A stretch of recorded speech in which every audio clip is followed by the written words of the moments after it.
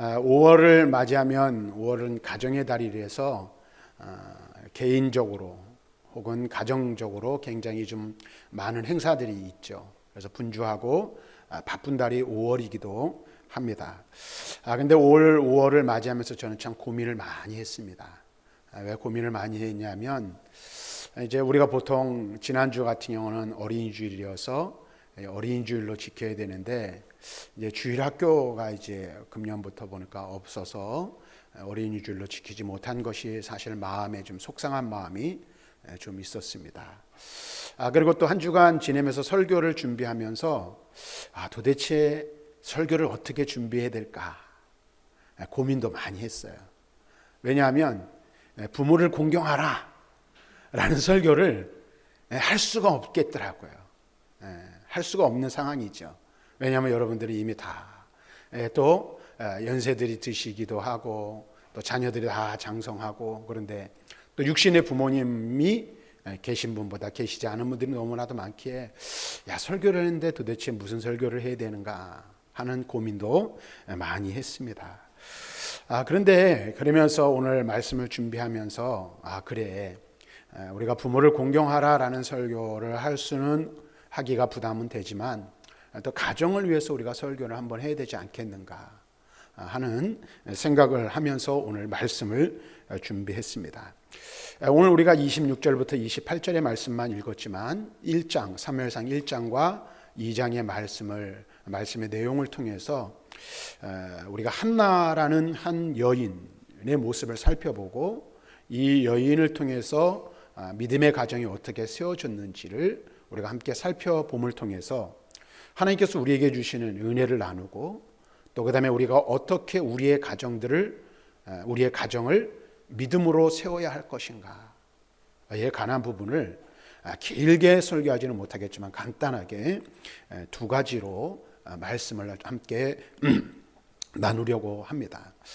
먼저 오늘 우리가 이 말씀을 살펴보기 전에 이 한나가 살던 시대적 상황을 우리가 좀 이해할 필요가 있습니다. 이 사무엘상 이 초반부의 말씀은 사사기 말기 시대와 겹칩니다. 그래서 우리가 잘 아는 삼손이라는 사사가 있죠. 이 삼손이라는 사사가 죽고 그 이후에는 별일 다른 어떤 사사들이 세워지지 못했음을 우리는 성경을 통해서 알 수가 있습니다. 다시 말하면 이렇다 할 지도자 또는 이름을 드러낼 만한 지도자가 나타나지 못했다라는 거예요. 그리고 그러한 틈을 타서 블레셋이라는 이스라엘의 대적은 점점 강성하여졌고 또 그에 반해서 이스라엘은 영적으로나 이 사회적으로나 경제적으로나 모든 면에 있어서 점점 쇠퇴의 길을 걸어가게 되는 것을 보게 됩니다. 그런데 이때 이스라엘의 지도자가 아예 없었던 것은 아닙니다. 우리가 잘 아는 대로 사무엘상 1장에는 어떤 사사가 등장하고 있죠. 사사 겸 제사장인 엘리라는 사람이 등장을 하게 됩니다. 그런데 이 엘리에게는 두 아들이 있었어요. 그 누구입니까? 홈니와 비느하스라는 사람이 있었고 이 사람들이 아버지를 대신하여 제사장의 역할을 감당했습니다. 그런데 우리가 여기서 중요하게 눈여겨보아야 할 것은 이 제사장의 직분을 감당하고 있던 홈니와 비느하스가 어떤 사람이었는가 하는 것입니다. 2장 12절 보니까 홈니와 비느하스에 대해서 오늘 이렇게 말씀하고 있습니다. 우리 2장 12절 말씀에 보면 엘리의 아들들은 행실이 나빠 여호와를 알지 못하더라 라고 말하고 있어요. 우리가 여기서 주목해야 될 것은 무엇입니까? 그들이 제사장이에요. 그리고 그의 아버지는 선지자요 사사요 제사장이었어요. 그런데 그 아버지의 그 아들이 오늘 제사장의 직분을 감당하고 있는 그의 아들들이 누구를 알지 못했다고요? 여호와 하나님을 알지 못했다라는 사실을 성경은 기록하고 있어요. 다시 말하면 그들이 제사장 종교적인 지도자의 역할을 감당함에도 불구하고 그들은 그들이 섬기는 그 다음에 그들이 예배하는 하나님이 누구인지 제대로 알지 못했다라는 거예요. 그러니 여러분 한번 생각해 보세요. 그들이 섬기는 하나님이 누구인지 제대로 알지 못한 그들이 하나님을 잘 섬길 수 있었겠습니까? 그렇지 못했다는 것을 우리는 알 수 있어요. 하나님을 알지 못하는 사람이 제사장의 일을 감당하니 제사장의 일을 제대로 감당할 수 없었고, 뿐만 아니라 온갖 불법을 저지를 수밖에 없는, 그래서 불경건, 불법이 난무하는 삶을 살 수밖에 없었다라는 거예요. 그래서 그들은 보면은 성경을 우리가 1장과 2장의 말씀을 살펴보면 제사를 드리러 제물을 가지고 백성들이 나오잖아요. 그럼 하나님 앞에 드려야 할 제물을 가로채게 하는 일들을 서슴없이 행했음을 알 수가 있어요. 그런데 더 나아가서 그들은 더 큰 죄악을 저질렀는데요. 2장 22절 말씀 보니까 이렇게 기록하고 있습니다. 같이 한번 읽어보겠습니다. 시작. 엘리가 매우 늙었더니 그의 아들들이 온 이스라엘에게 행한 모든 일과 해막문에서 수종드는 여인들과 동침하였음을 듣고. 여기 뭐라고 말하고 있어요? 오늘 그의 아버지 엘리는 나이가 많이 들었어요. 그래서 제사장의 역할을 누가 대신 감당합니까? 그의 아들들인 홈니와 비느하스가 제사장의 역할을 감당했어요. 그런데 여기 말씀 보니까 이스라엘에게 행한 모든 일, 그 다음에 해막에서 수종드는 여인들과 동침하였다라는 말씀을 하고 있어요. 다시 말하면 이 사람들은 하나님을 섬기는 제사장임에도 불구하고 그들은 하나님의 거룩함을 짓밟은 것입니다. 이와 같이 그들은 영적으로 그리고 도덕적으로 매우 타락한 사람이었음을 알 수 있다라는 거예요. 이 말씀을 보면서 여러분 어떤 생각을 해봅니까? 이 시대의 모습이 오늘 우리가 살고 있는 이 시대와 별반 다를 바 없다라는 것을 우리는 경험하게 되는 거예요. 생각하게 되는 것이죠. 오늘날 수많은 교회들이 있습니다. 또 수많은 종교 지도자들이 이 땅에 존재하고 있습니다. 그리고 많은 사람들이 그리스도인이란 이름을 가지고 살아갑니다. 그런데 여러분 한번 생각해 보세요. 여러분은 하나님을 제대로 알고 있습니까? 말씀에 대한 바른 지식을 가지고 있습니까? 온전한 신앙의 모습으로, 온전한 신앙의 삶의 기둥을 붙들고 살아가고 있는지 우리는 한번 살펴보아야 한다는 거예요. 이 땅에 많은 교회들이 있고 많은 그리스도인들이 있지만 오늘 그들이 섬기는 하나님, 오늘 교회 주인 되신 하나님을 제대로 알지 못할 때 어떻게 해요? 오늘 교회와 성도는 하나님 앞에 거룩성을 유지할 수 없으며 하나님 앞에 온전한 모습으로 설 수 없다라는 사실을 우리는 엘리의 두 아들들을 통해서 깨달을 수가 있게 되는 것입니다. 그러니까 여러분, 우리가 그리스도인이라는 이름을 가지고 살아가지만 우리가 믿는 하나님이 누구이시고 그 하나님이 우리에게 무엇을 말씀하시고 그 하나님을 어떻게 섬겨야 하는지 바로 알지 못하면 우리도 불경건한 자리, 하나님의 영광을 가로막는 자리에 얼마든지 이르는 삶을 살 수 있다는 사실을 우리는 깨달아야 한다는 거예요. 그래서 우리가 바른 믿음을 가지고 하나님을 바르게 섬기기 위해서 우리에게 필요한 것이 있다면 그것은 무엇일까요? 바로 우리가 믿는 하나님이 누구이신지, 그분이 어떤 분이시고 그분이 우리에게 무엇을 말씀하시며 우리에게 어떠한 삶을 요구하고 계신지를 바로 아는 것이 중요하다라는 거예요. 어쨌든 당시 제사장이었던 홈니와 비느하스는 하나님을 알지 못하여 도덕적으로 영적으로 타락한 모습을 보였습니다. 그런데 오늘 우리가 함께 나누려고 하는 이 말씀의 주인공인 한나는 하나님을 진실되게 아는 사람이었으며 경건한 믿음을 소유한 사람이었음을 우리는 말씀을 통해서 깨달을 수가 있는 것입니다. 그래서 오늘 우리의 가정이 믿음으로 온전히 서고 하나님이 기뻐하시는 가정으로 세우기 위해서 우리에게 필요한 것이 무엇인지 한나의 모습을 통해서 두 가지를 함께 나누려고 합니다. 첫째는 한나와 엘가나의 관계에서이고 또 두 번째는 하나님과 한나의 관계에서 그가 어떠한 모습으로 오늘 그 관계 맺음을 하였는지를 우리가 함께 살펴보기를 원합니다. 먼저 한나와 그의 남편이 엘가나의 모습을 통해서 우리가 함께 살펴보기를 원하는데요. 오늘 1장 3절 말씀에 보면 이런 말씀이 있습니다. 같이 한번 읽어볼까요? 시작. 이 사람이 매년 자기 성읍에서 나와서 실로에 올라가서 만군의 여호와께 예배하며 제사를 드렸는데, 오늘 이 말씀을 보면 한나는 어떤 사람이었음을 알 수 있어요? 하나님을 예배하는 예배자라는 사실을 알 수가 있습니다. 여기 보니까 매년 자기 성읍에서 나와서 실로라는 곳으로 가서 하나님을 예배했다라고 말합니다. 근데 이 실로가 어떤 곳이냐? 당시에 하나님의 법궤를 모신 곳이 바로 실로였음을 알 수가 있습니다. 그러니까 여러분 보세요. 이 한나가 살고 있던 시대적 상황은 어떤 상황에 영적으로 매우 타락한 시대였어요.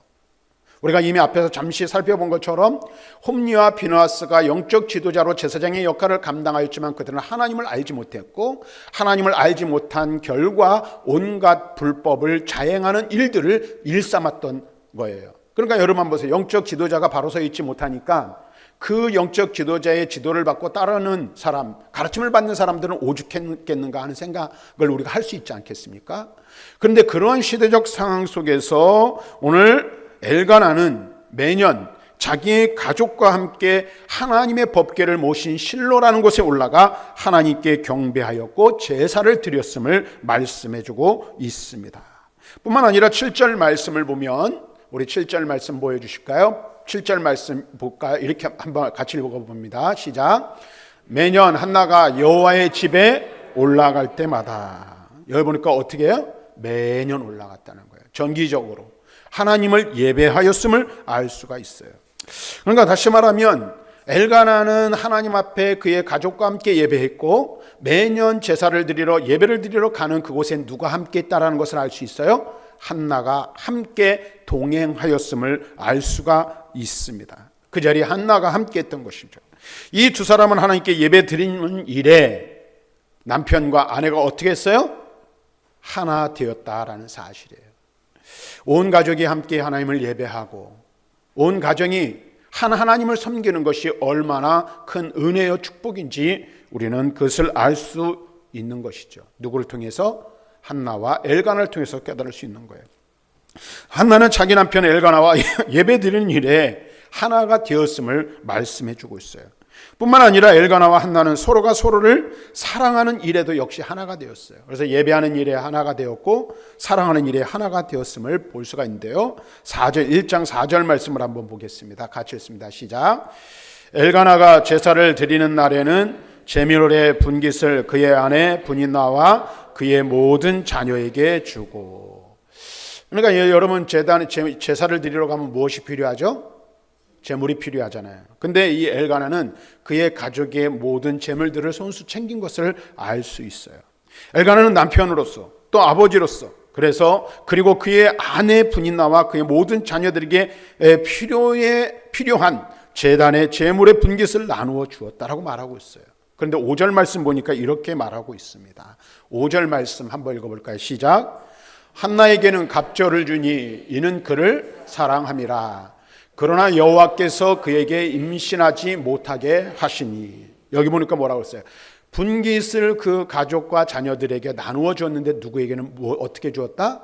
한나에게는 갑절을 주었다라고 말하고 있어요. 그리고 하반부에 그 다음에 그 이유를 이렇게 설명하고 있어요. 이는 그를 무엇하기 때문이다?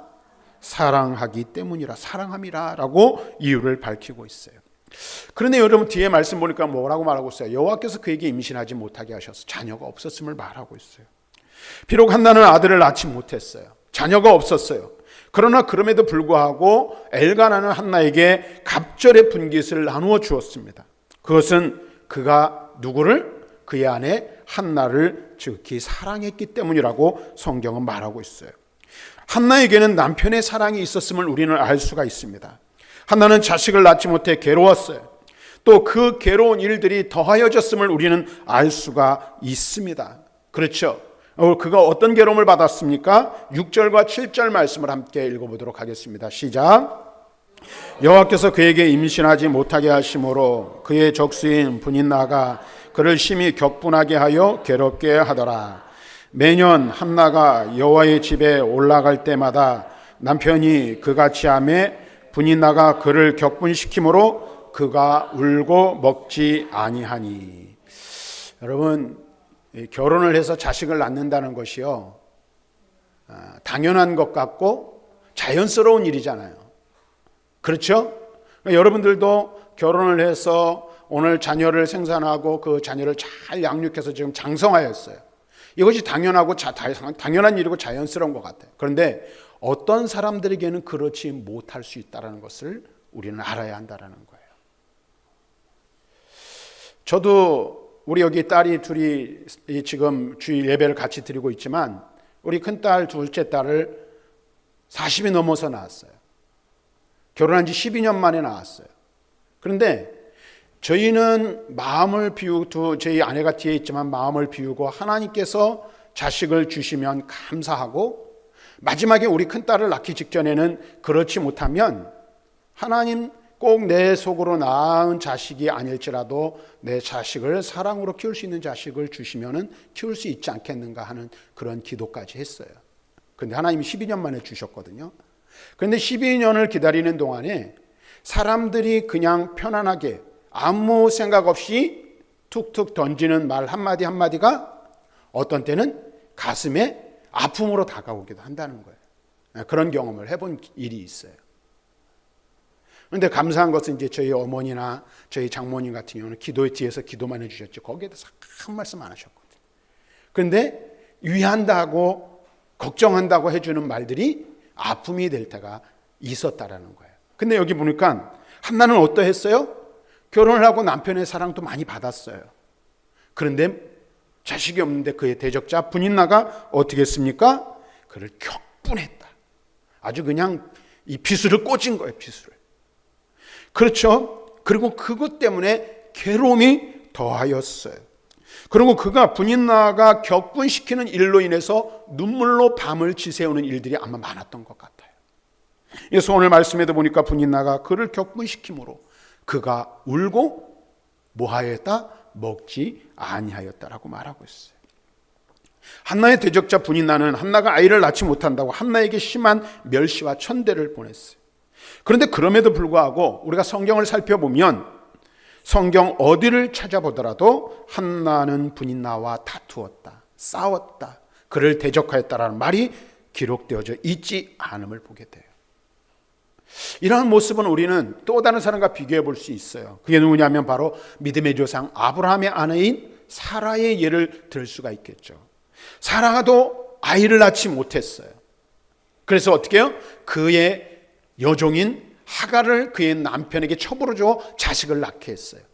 그런데 그만 어떻게 했어요? 주자마자 임신을 해서 아들을 낳은 거예요. 그가 누구죠? 이스마엘이에요. 이스마엘. 그랬더니 한나처럼 이 사라도 똑같은 처지에 놓이게 되었죠. 어떻게 돼요? 이 쉽게 말하는 업신여김을 당하고 아유 아들도 낳지 못하는 사람이 무슨 사람이야 뭐 이런 일들이 있겠죠. 그때 사라는 어떻게 했습니까? 남편을 부추겨서 하갈을 내어 쫓아버리게 한 것을 볼 수 있어요. 이게 어떻게 보면 인간의 당연한 모습이라고 말할 수 있을 거예요. 그런데 오늘 본문의 한나는 그렇게 하지 않았어요. 마음에 고통이 있었어요. 괴로움이 더하였어요. 그러나 그것을 혼자 속으로 사겼던 것 같습니다. 그리고 그가 그렇게 하지 않았던 이유가 무엇일까 하는 생각을 해보게 되는데 8절의 말씀에 보니까 이렇게 말하고 있는 것을 볼 수가 있습니다. 같이 한번 읽어보겠습니다. 시작. 그의 남편 엘가나가 그에게 이르되 한나여 어찌하여 울며 어찌하여 먹지 아니하며 어찌하여 그대의 마음이 슬프냐. 내가 그대에게 10 아들보다 낫지 아니하냐 하니라. 이 말씀을 보면서 우리는 무슨 생각을 하게 됩니까? 무엇을 깨달을 수 있습니까? 한나의 마음이 괴로웠지만 그의 괴로운 마음을 무엇으로 위로를 받았어요? 그의 남편의 사랑이 그의 마음의 위로가 되었음을 알 수가 있다는 거예요. 한나에게는 남편 엘가나의 위로가 있었어요. 그의 사랑의 위로가 있었어요. 여러분, 우리가 이런 한나와 그의 가정의 모습을 보면서 우리는 무엇을 깨닫습니까? 우리도 가정을 이루고 또는 삶을 살아가다 보면 이런저런 일들을 만나게 되고 그런 일들 때문에 가정의 위기를 만나기도 하고 어려움을 만나기도 하고 또 그 어려운 일들 때문에 마음의 괴로움이 더하여질 때가 있음을 보게 돼요. 경험하게 되는 거죠. 그런데 그럴 때 여러분, 무엇이 우리의 가정을 지켜주고 무엇을 통해서 우리가 위로를 얻고 힘을 얻으며 다시 일어설 수 있게 되는 걸까요? 오늘 한나는 그의 남편의 사랑이 위로가 되었고 그 사랑을 힘입어 괴로움을 견딜 수 있었던 거예요. 먼저 우리에게 필요한 것, 우리 가정에게 필요한 것이 있다면 그것은 무엇일까? 바로 사랑이라는 것을 우리는 알 수가 있는 것이죠. 여러분의 가정을 사랑으로 세우고 여러분의 가족을 사랑으로 격려하고 위로할 때에 우리의 가정이 하나님 앞에 온전한 가정으로 세워질 수 있다는 사실을 기억하시기를 바랍니다. 그래서 사랑이 제일이에요. 사랑이 제일. 여러분 보세요. 집안에 육선이 가득하고도 다툼이 있으면 그 가정은 행복한 가정일 수 없다라고 잠언은 우리에게 말씀해 주고 있잖아요. 오늘 우리가 사는 이 시대는 참 좋은 시대가 되었어요. 살기 좋은 시대가 되었고 편리한 시대가 되었어요. 조금만 우리가 여기는 좀 더 우리가 살고 있는 지역은 다르지만 도시 같은 경우는 조금만 나가도 무엇이든 다 원하는 것을 구할 수 있는 그러한 시대가 되었고 편리함을 누릴 수 있는 시대가 되었어요. 돈만 있으면 뭐든지 할 수 있어요. 그런데 여러분 보세요. 돈이 아무리 많아도 재물이 아무리 많아도 아무리 편리한 것들이 우리의 집안에 가득 차 있다 할지라도 가정에 화목함이 없고 사랑이 없다면 그 가정은 결국에는 깨어질 수밖에 없다는 사실을 알고 계십니까? 오늘날 우리가 사는 이 시대가 과거에 우리의 삶이 어려웠을 때보다 이혼율이 더 높은 이유가 어디에 있다고 생각하고 있어요. 가정의 기초가 되고 기반이 되고 가정을 세우는 든든한 기둥이 되어야 할 사랑이 모자르기 때문이 아닌가 하는 생각을 해보게 되는 거예요. 우리가 왜 사랑해야 합니까? 하나님께서 이미 먼저 우리를 사랑해 주셨기에 내 아내, 내 남편, 내 자녀, 내 부모를 우리는 그 사랑으로 사랑해야 하는 거예요. 그 사랑으로 가정을 세울 때, 그 사랑의 기초에 가정이 세워질 때 우리의 가정이 믿음의 온전한 가정으로 하나님 앞에 설 수 있게 된다는 사실을 깨닫는 저와 여러분들이 되시기를 주님의 이름으로 간절히 축원합니다. 그래서 사랑이 제일이에요. 사랑으로 섬기시길 바랍니다. 사랑으로 격려해 주시고 사랑으로 용기를 북돋아 주는 우리 모든 성도들의 가정이 될 수 있기를 주님의 이름으로 다시 한번 축원합니다. 그 다음에 두 번째 거를 우리가 살펴보려고 하는데 시간이 조금 이제 적긴 한데 한번 좀 최선을 다해서 말씀 전하려고요. 한나에게는 문제가 하나 있었다 그랬죠. 큰 아픔이 있었어요. 그게 무엇이라 그랬죠? 그에게는 남편의 사랑도 있고 위로도 있고 격려도 있고, 그 다음에 또 어제 잠깐 점심을 먹다 TV를 보니까 어떤 개그맨이 아주 돈을 아껴가지고 아내에게 돈을 쏴줬더라고요. 딱 보니까 얼마? 1억을 쏴준 아내. 아주 그냥 저도 그런 남편이 돼야 되는데 근데 남편이 그냥 돈도 이렇게 많이 주고 그랬어요. 그런데 채워지지 않는, 그렇죠, 채워지지 않는 아픔이 한나에게 있었어요. 그것이 뭐라 그랬죠? 자녀가 없었던 거예요. 자녀가 없었어요. 그런데 여러분 보세요. 우리도 이런 어려운 경험을 할 수가 있어요. 근데 참된 신앙인의 모습을 우리는 한나를 통해서 다시 한번 깨닫게 되고 발견하게 되는 거예요. 한나는 그것으로 인해서 자책하지 않았어요. 그렇다고 남편을 원망하지도 않았어요. 당신 때문이야 라는 원망도 하지 않았어요. 또 앞에서 말씀을 살펴봤지만 그의 대적자가 자식이 없는 그것으로 인해서 빗술을 찌를 때에, 빗술을 마음에 꽂을 때에 다투지도 않았어요. 그러면 어떻게 했을까 하는 거예요. 오늘 간단하게 결론부터 말씀드리면 그는 하나님 앞에 나아갔고 하나님 앞에 그 문제를 기도로 아뢰음을 우리는 성경을 통해서 깨닫게 되는 것입니다. 10절 말씀을 한번 봅시다. 10절 말씀 같이 읽어봅니다. 시작. 한나가 마음이 괴로워서 여호와께 기도하고 통곡하며. 기도하고 통곡했다. 목 놓아 울었다는 거예요. 한나는 자신의 문제를 가지고 누구에게 나아갔어요? 사람에게 나아가지 않았어요.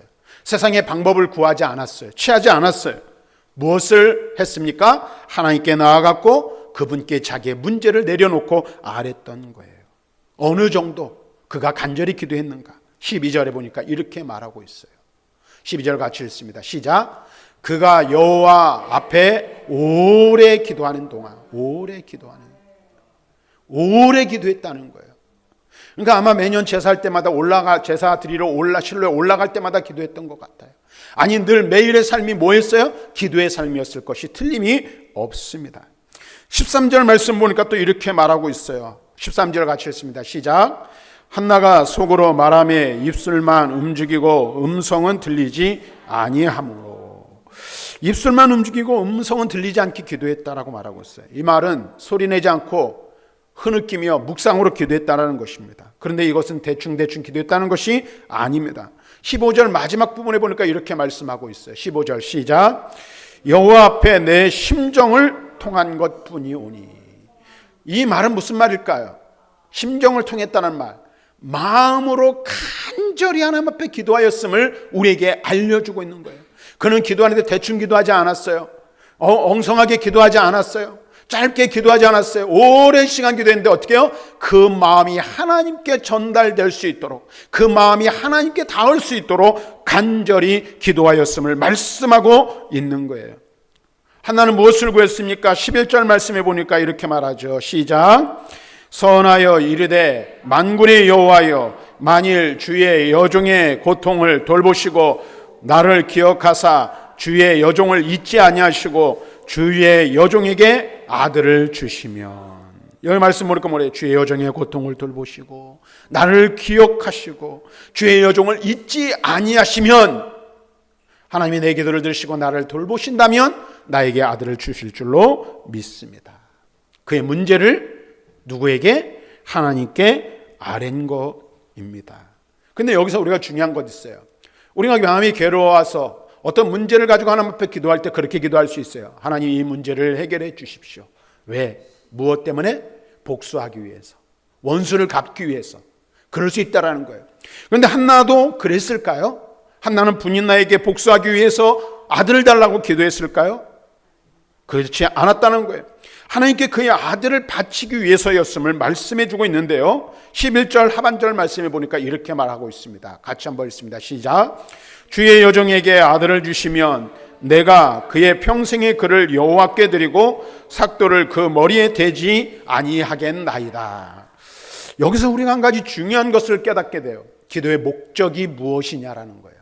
근데 보니까 한나는 아들을 달라고 기도해요. 근데 아들을 달라고 기도한 것이 자기의 유익을 위해서, 자기의 영광을 위해서, 자기의 이 어떤 한을 풀기 위해서가 아니라는 사실이에요.